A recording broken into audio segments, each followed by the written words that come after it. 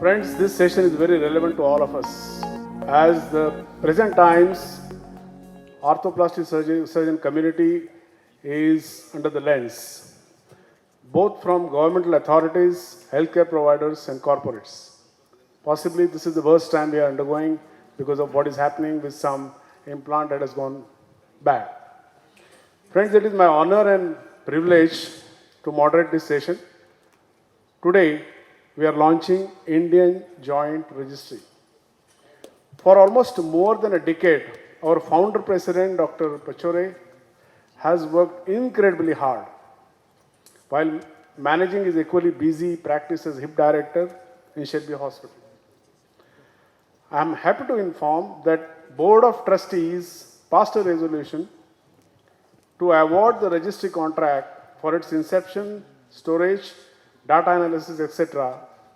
to Northgate UK, who have largest experience in terms of managing patients of any registry worldwide. So we respect British sense of justice and impartiality and hope those will be existing in handling our registry. May I now request our Secretary Leo Joseph to escort His Excellency Corinne Wilson together with our Managing Trustee Dr. Pachore to come on the dais.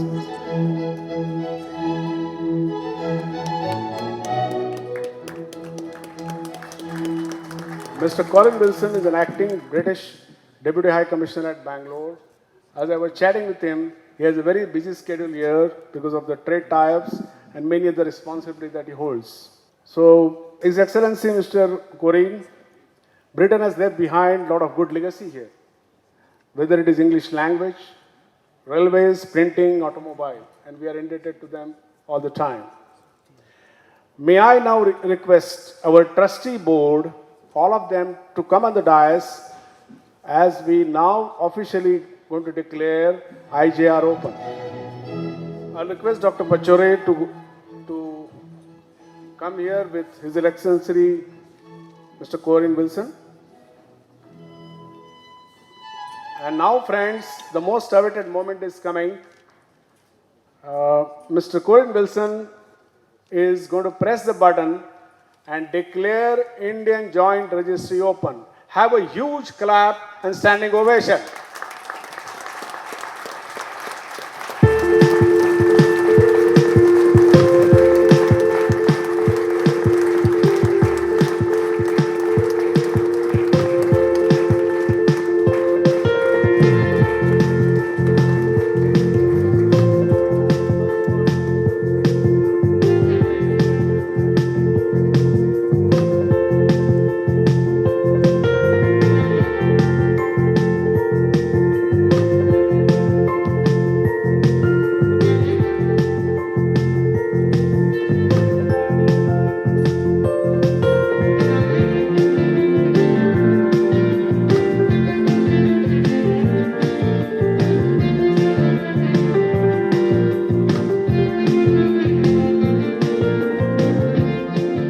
Good afternoon, everybody. It's a real pleasure to be here today as part of the 13th National Congress of the Indian Society of Hip and Knee Surgeons and the launch of the Indian Joint Registry. As mentioned, my name is Corinne Wilson and I'm the acting British Deputy High Commissioner here. But when I'm not doing this role and riding around in a lovely car with a Union Jack flag, I help to look after the UK's commercial interests here in India.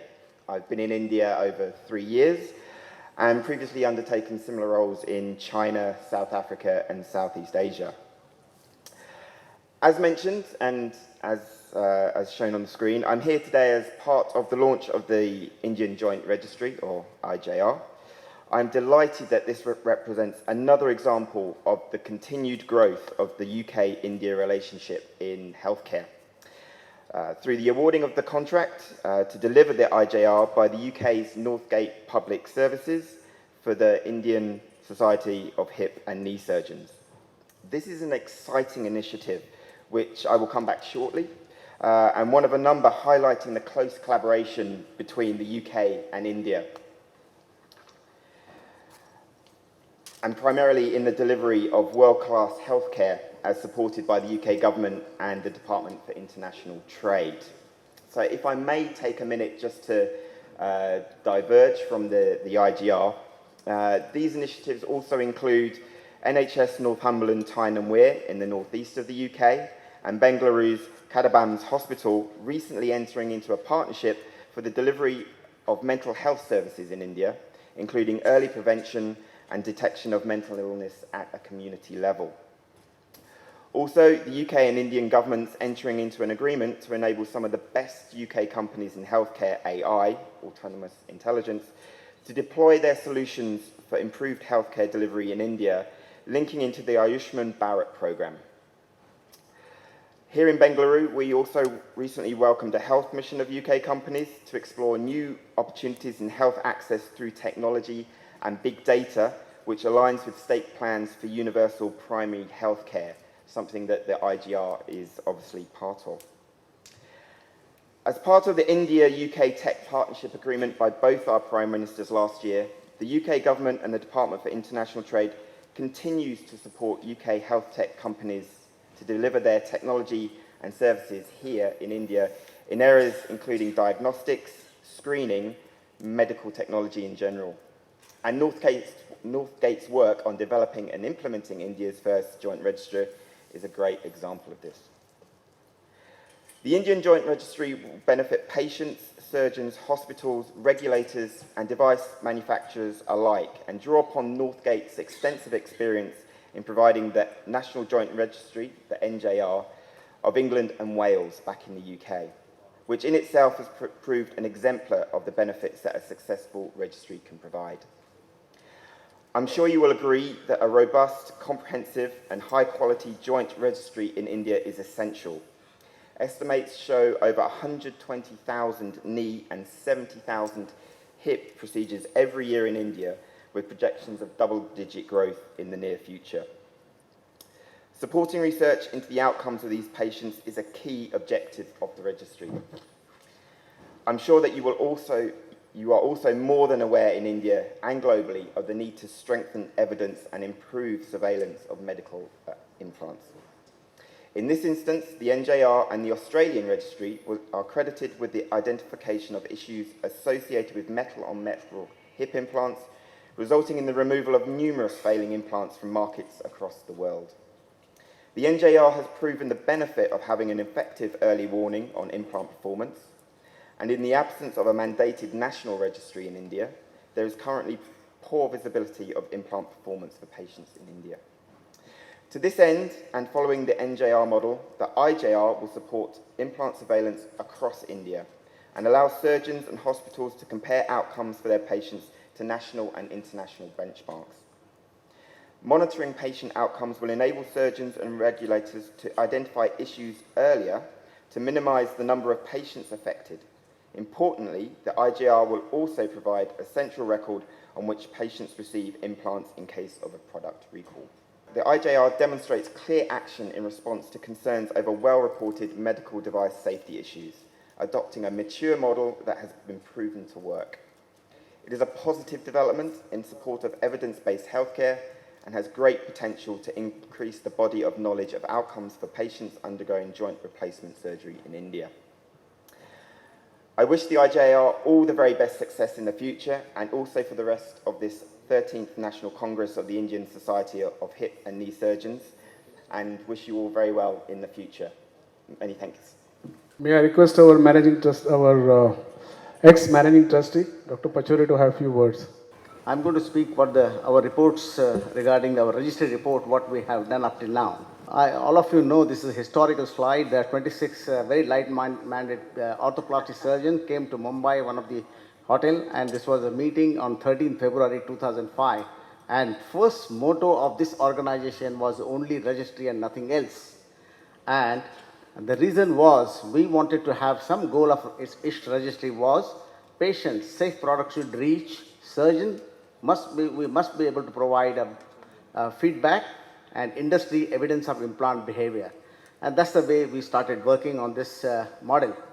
And we started with just 14 people, and now today 270 people have joined the ISHKS registry. I'm very, very thankful to all these surgeons who are contributing their data day in, day out. We started with just a small number of about 2,000 to 3,000. Now today we are almost documenting every year is around 20 to 25,000. But that's not enough. We are collecting only data of only 20%. And what's our little, just a few important slides. BMI, look at that. We are almost reaching the European population that our BMI in the knee is extremely high compared to our hips, and that's the data we have provided. Regarding the diagnosis, all of us know that now we are 97%, we are operating the osteoarthritic knees. Thanks to our rheumatologists, we are hardly 2% of rheumatoid knees. About 15 or 20 years back, when I was very active, I used to operate almost 20% of rheumatoid population, and today look at the population, it's just a 2%. As most of us are PS surgeon, but CR is increasing in our country because young population is coming, and we would like, most of the surgeons are doing a CR. So CR knee has increased in our own data. I think Patela 50% that the controversy will remain. Regarding the BMI, which I told you, this in the hip is about 26 to 27. What's about regard diagnosis? I think we are operating almost 48% of our hips are avian, and that's a very young population we are operating. And looking regarding the cemented, uncemented, I think number of cemented hips are coming down rapidly. So more and more, almost about more than 80% of the hips are almost uncemented hips in our data.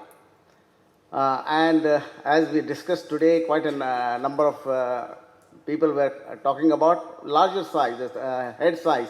Almost 36 has become almost 30 to 40% of our hips are almost 36 femoral head. Double mobility numbers are increasing. I think we talked quite a bit of discussion on double mobility, but numbers are increasing in our own database. There is no question, we were only collecting 20% of data. Last 10 years, ISH was able to get only 20% of national data. A trustee decided to take one step forward. The Northgate was contacted and invited because they had experience of running UK registry, as you are aware. Dr. Vaidya was actually instrumental to bring Justice Sri Krishna to give us opinion, recommendation, and start registry with Northgate. And the pilot study was done with 6 centers with a great success, which I'm going to just give a couple of important features of that pilot study. On behalf of ISHK, I like to acknowledge the kind gesture of Northgate to made to Indian Joint Registry. So this was our pilot study with a couple from 6 centers, primary and the revisions. And the important finding of this where came, and we'll compare with the UK registry. You can see that the number on this side, we are operating very young patients, very young patients because of the avian population. Number 2, looking at the data from IJR, NJR, Sweden, where much more uncemented hips are done in our own setup. But this is not exactly true because these were very high centers. Probably this data may not be relevant at this moment because there are very other centers have to contribute enough data. So we almost documented more than 6,000 in this study of pilot study. And another important thing again was we were operating younger group of almost about 6 years difference between the UK and our country. So that's the difference which we looked at it. Then I'm very thankful to these 6 centers. They reported all the complication. I'm very thankful to the surgeons. Look at that. And I'm congratulations to the Indian surgeons that we have low rate of complications as compared to NJR, as compared to ligament injury or all other things. One of the important findings came out, and which is a lot of important findings are going to come once the registry starts running. We looked at the size, one of the components of the size of the implant in the South India and in IJR. So South India, the smaller size are commonly used, and probably this is a smaller configuration of the patients on the south side. So this is another important finding came out from our pilot study. So every surgeon who is going to contribute in this will get something like this. This is my own data. So all the details were sent to you every 6 months, what is the numbers and all the details, so you don't have to worry that every 6 months you will get this report. The most important finding and most important graph you are going to get is what is called funnel chart. I'm very excited with this chart. Reason is, there will be a benchmark of revision of a national benchmark. And what is your revision rate? So if you are on this side, probably you are a better surgeon. If you are going on this side, the revision rate goes up. So you will yourself analyze that something is going on, why I should have a number of revisions which are more. So you will be able to analyze yourself and come back and find out why the revision rate of yours is high. So this is the most important funnel chart every surgeon will get regarding where he stands. So I am very thankful to all the members who have contributed their data. I am very thankful to Mr. Richard, who has taken a lot of trouble to get this IJR, and thank you very much. Next speaker is my friend Richard Armstrong. I think at least 1,000 phone calls in midnight, and I'm going to pass on that bill to British High Commission. Richard, take over. Dr. Vadia, Dr. Pachori, British Deputy High Commissioner, ISHK, Board, Trustees, thank you very much for the opportunity for being here today and also for your commitment in helping us take the IJR forward. So I've been asked to talk very briefly about some of the lessons that we have from the National Joint Registry when we embarked on a similar venture so many years ago, and to talk a bit about some of the aspirations for the IJR. So some key questions, I guess, before we start, and I would hope that if I'd ask you to press your buttons on the chairs now, that we would all agree that monitoring of patient outcomes is really important.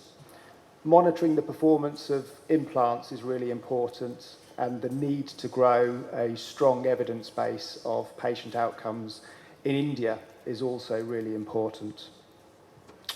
And that lays out the objectives that we aim to achieve in establishing and growing the Indian Joint Registry.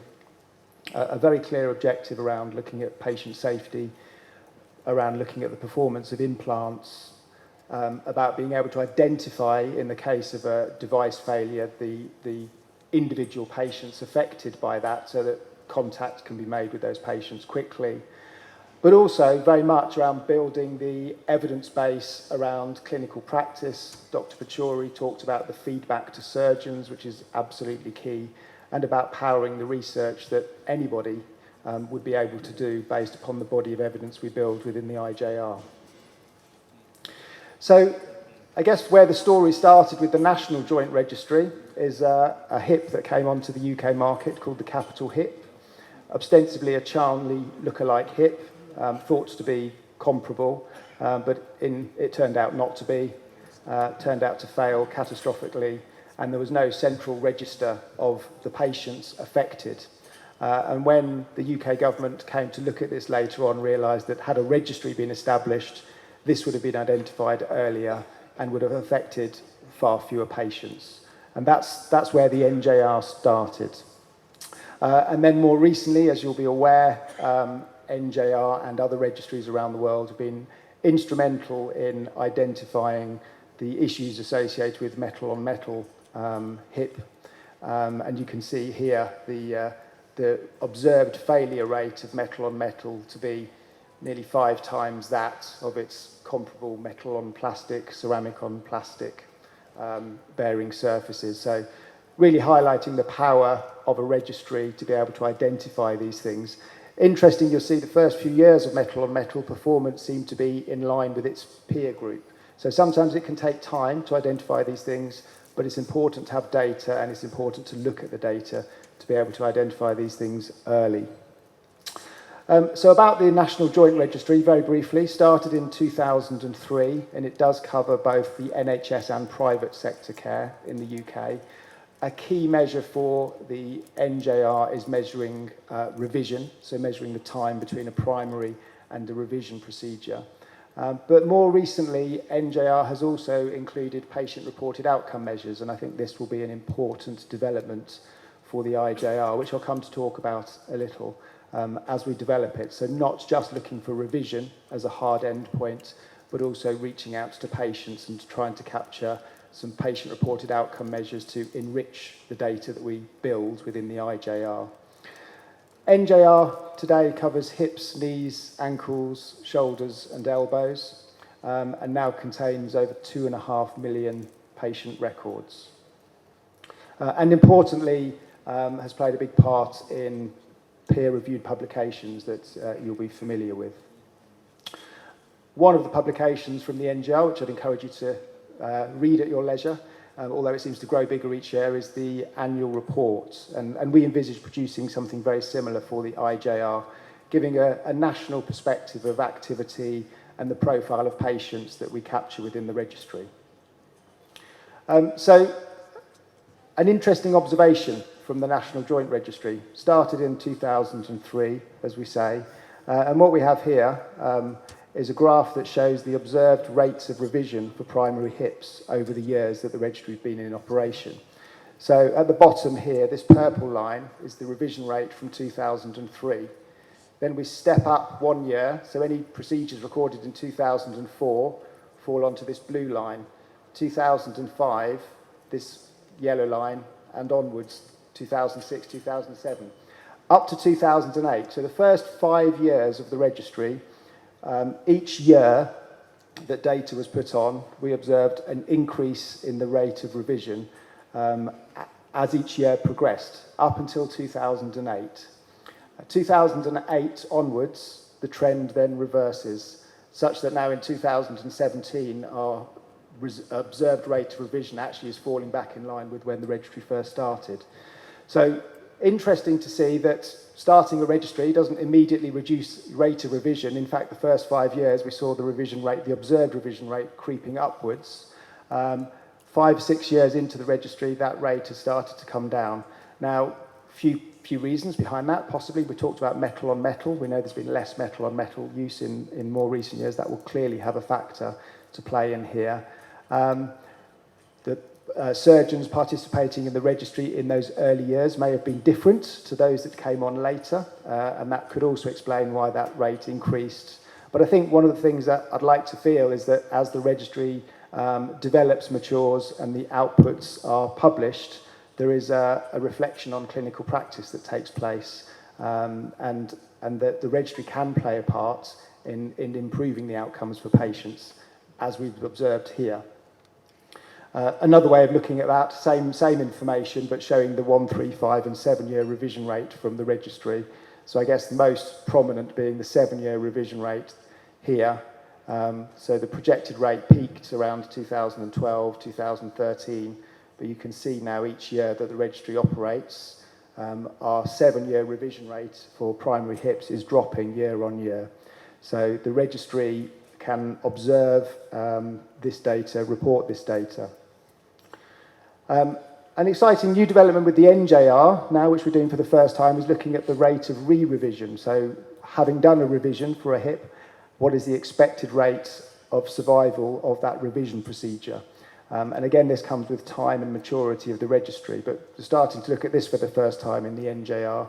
So at around 10 years, we're observing a re-revision rate of around 14% from a revised hip.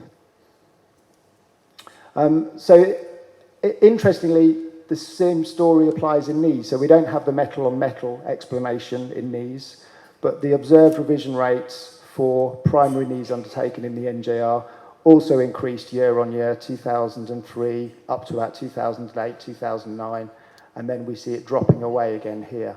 So the pattern seems to follow in both hips and knees. And similarly, and of interest, our rate of re-revision in knees, so our revision of revision, also reports to be about 14% at 10 years. Again, giving a body of evidence that simply wasn't there before the establishment of the registry. Very importantly, we also look at performance of implants. It will come as no surprise that not all implants perform the same.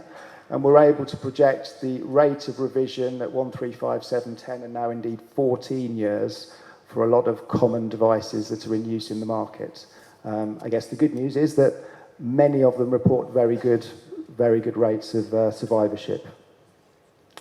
So a bit about the story for the NJR, because I think it's important for where we are with IJR. So it started 2003 with the failure of the capital hip.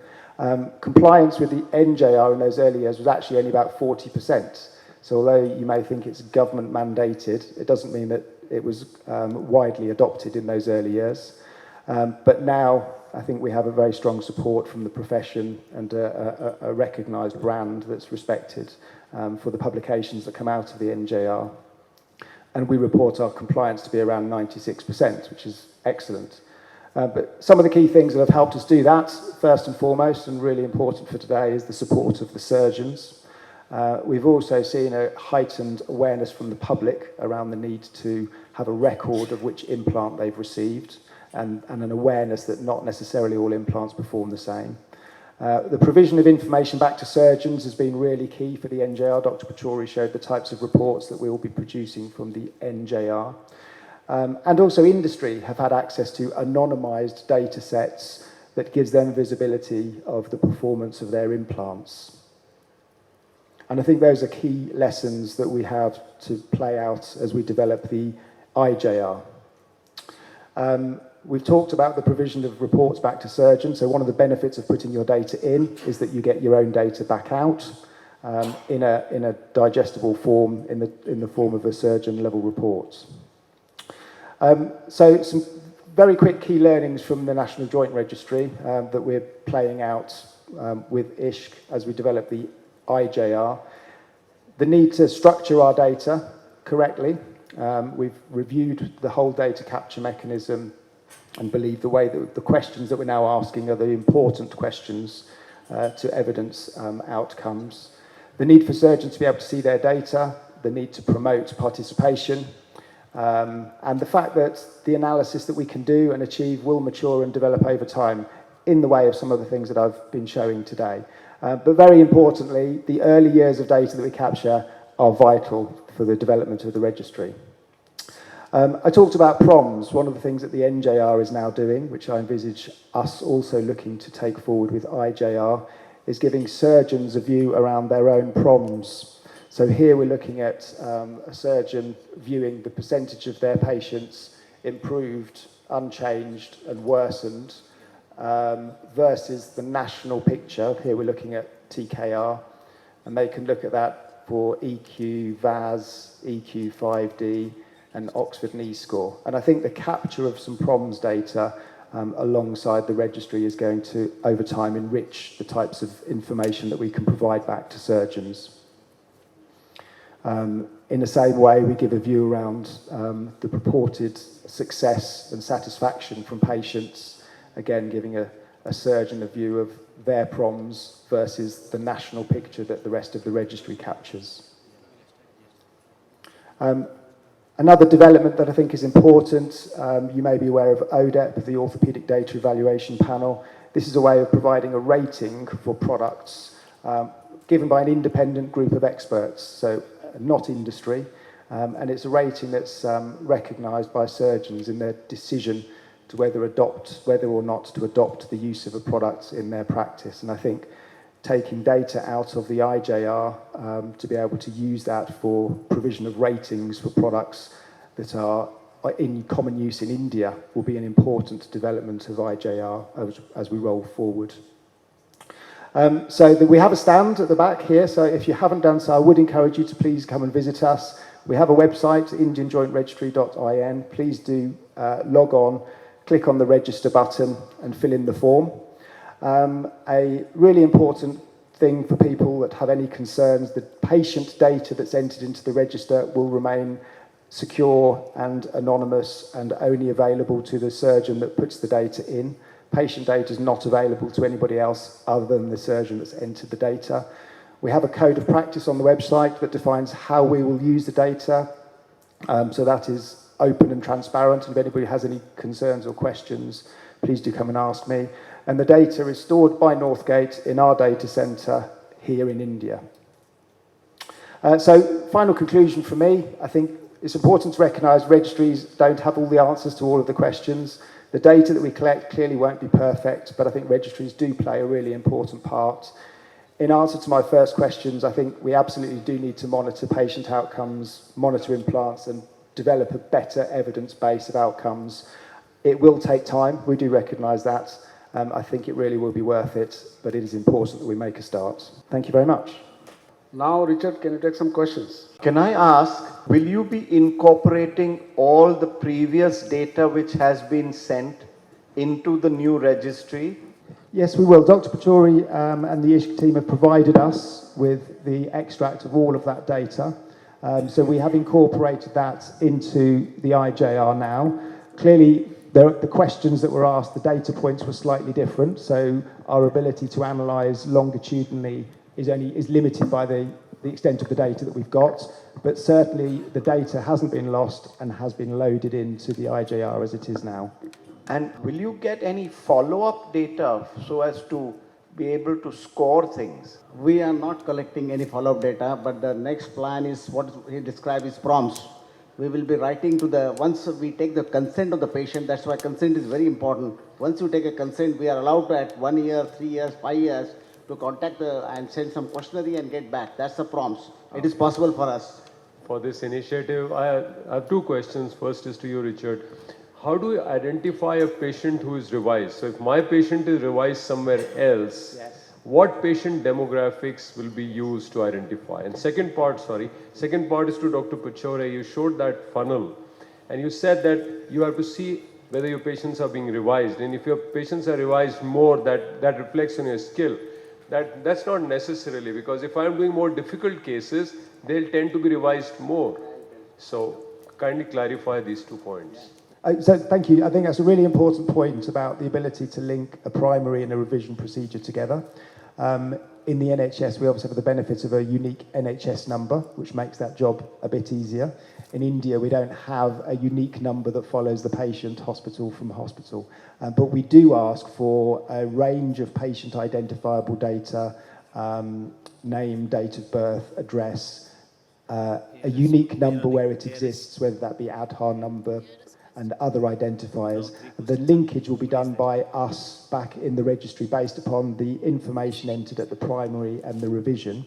And we will feed that back to both the primary and the revision surgeon to seek confirmation that we are talking about the same patient. So there is a process that we've built. It's quite a manual process in the lack of a unique number, but it's an important process to get right. So we're not automating it. It's a manual check done to be able to link those two data sets together.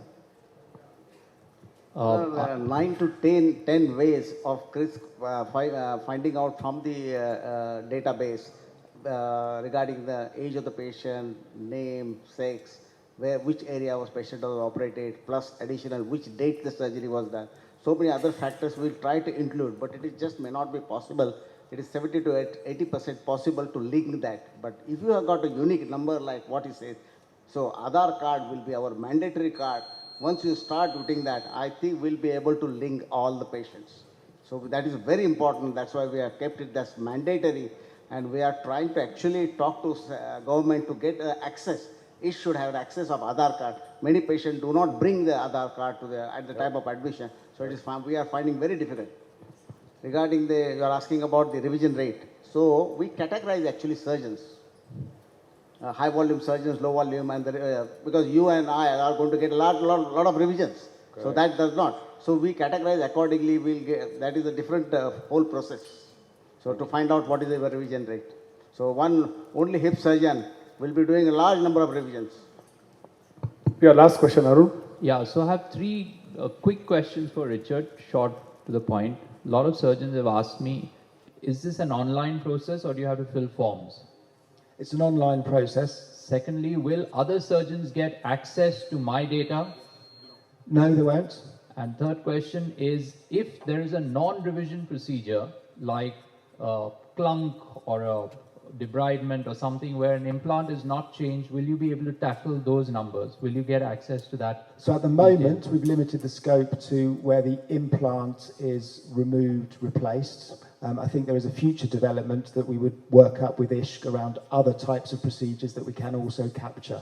So it's relatively straightforward to create a new form of a new procedure type. The first we're starting with are primary and revision, but I think others can follow. Thanks. Yeah, one more, the last. What about the implant stickers that we... Yeah, we don't need stickers.